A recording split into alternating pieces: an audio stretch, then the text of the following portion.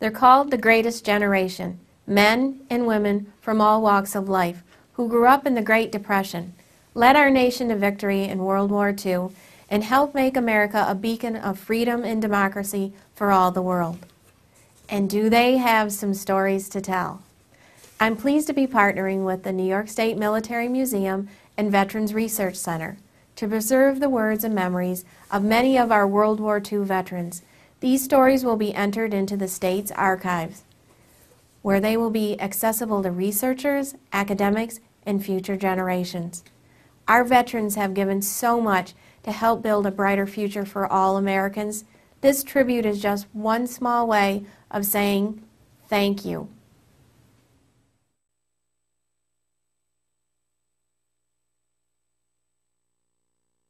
I was on a farm and I was working at the woolen mill because I dropped out of school. And so one day I says to another fellow, let's go up and enlist.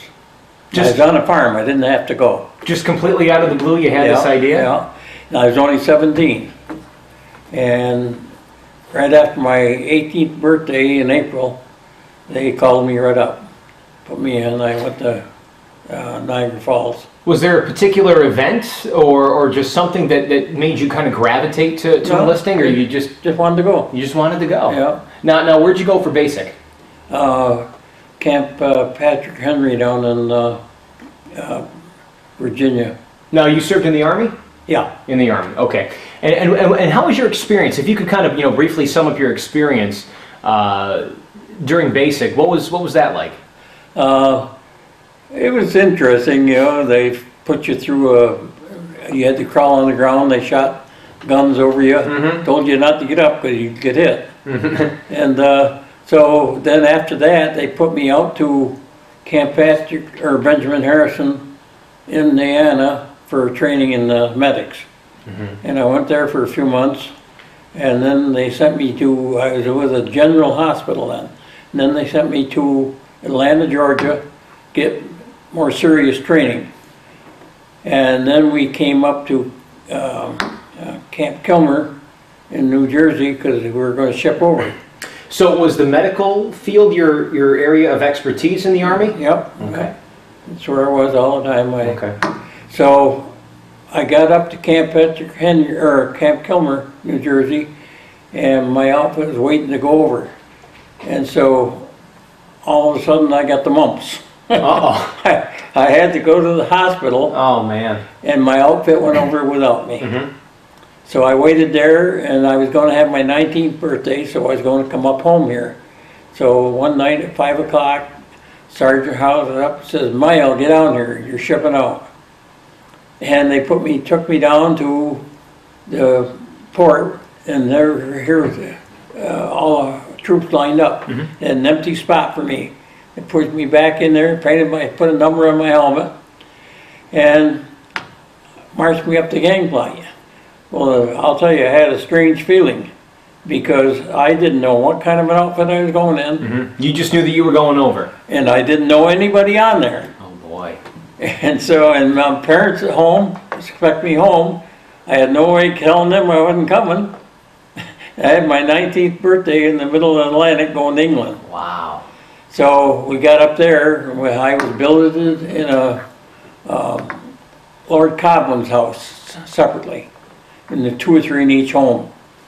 And so after we stayed there, then we got ready to go to overseas, or France, and we landed in France, at Utah Beach. And then we billeted there for bivouac there for about 5 weeks, I think, before they broke through at St. Lo. I was with the Patton 3rd Army. And then we went up to the city of Brest, up in the Brittany Peninsula. And there's 3, in the field hospital, there's 3 hospitals, 1st, 2nd, and 3rd. And we set up there, and one of them set up at St. Malo, and the other at St. Laurent. And we were way up in the point of the Brest. They were sub-pins, and they were trying to capture them, whether they didn't. And first time we'd ever set up was up there. I come out after working about 36 hours. I come out, And this guy, Frenchman, comes to me, he says, "You want your picture drawn?" I said, "Sure." So there it is.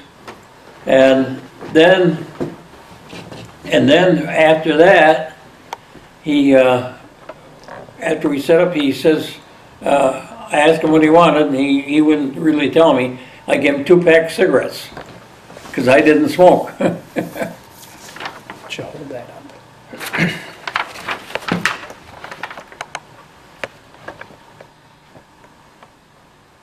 Now, how long did it take that gentleman to draw that picture About for you? 15 minutes. That's it, huh? Wow, that's pretty quick. Yeah. Wow.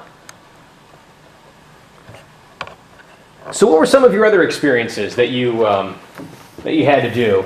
Well, after we left there, we went across under the Eiffel Tower, because they'd already taken Paris, and we went over to Belgium, where the Battle of Belgium was, and we stayed in that city for a bit, and then they backed us up a little in Tongri, and that's the first time I ever heard one of the buzz bombs going over. What was that like? Everybody stood still. And then after that, we got up into the hillsides up in Belgium. And we were up there and going to take care of the 106th Division, support them. They were fresh there. All of a sudden, one night we were setting up our stuff. Some guy stopped outside there. He says, "Get the hell out of here." He says, "The Germans just broke through." So we had to hurry up and get the trucks all down and get the equipment down and get out of there. And we came down the hillside and stayed out there. And then after that, we were there quite a while, because Christmas there was the Battle of Bulge. And then after that, we went to Wilts, Luxembourg, and a whole bunch of places. We'd set up about 2 weeks. We'd be about 1 mile behind the front lines. And then when they'd move up, then we would transfer the people to, veterans to evacuation hospital. And the reason we only kept them about 10 days, and the only reason we were so close to the lines, they had to get them to us quick. So we tried to save them, because we had all the worst cases. Yeah. There's stomach wounds and head wounds, and it was bad.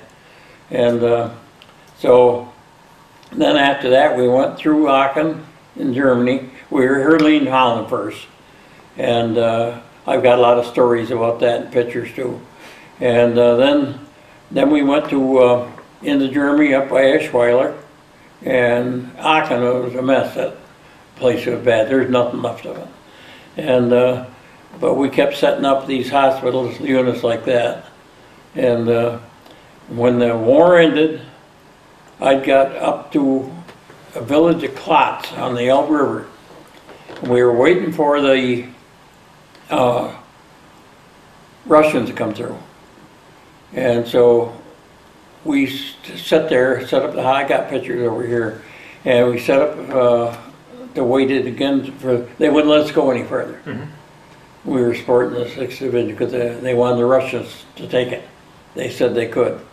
We were about 30 miles from Berlin when the war ended.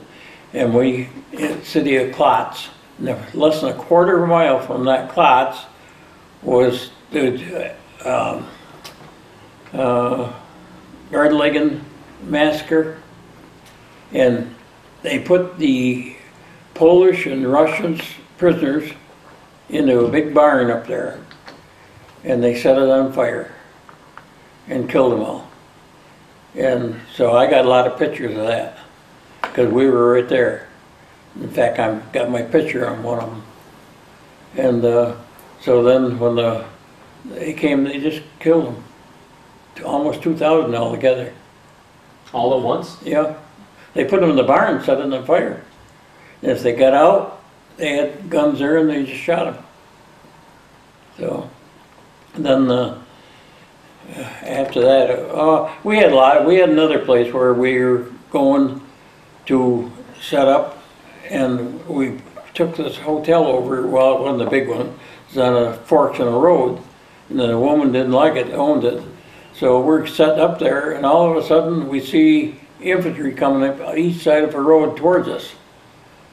And they got up to us, and they said, "What in the hell are you doing here? You haven't even taken this yet." So they set up a half track there, and the troops stayed there to protect us till morning so we could get out of there. So we had a couple of close calls like that. But with the close calls like that, did you realize at the time that they were close calls? No. You know, going into it, and then you found out, oh my gosh. Yeah. No, we didn't. And then we were surrounded up there at the Elbe River for 2 days. My outfit, I was in the 2nd platoon. Well, talk about that experience. I mean, that must have been awful, awful frightening. Well, the rest of our outfit in 2 other places were real worried because they knew that we were up there and we were surrounded. But the Germans are more or less given up then. They knew they were done. So, no, but it was bad taking care of the wounded. We didn't have any of the stuff you have now, the equipment, the medicine. We didn't have any, we just improvised. Because we had to set tubes up, like now they have a tube that sucks the stuff out. But we had to pass tubes down their nose and to make sure it wasn't in the lungs. And we didn't have any colostomy bags. And we had to fix the cots up so they're a little higher for people. How many lives were you able to save? Oh, we had less than 7% loss is all. Oh wow. No, we done good.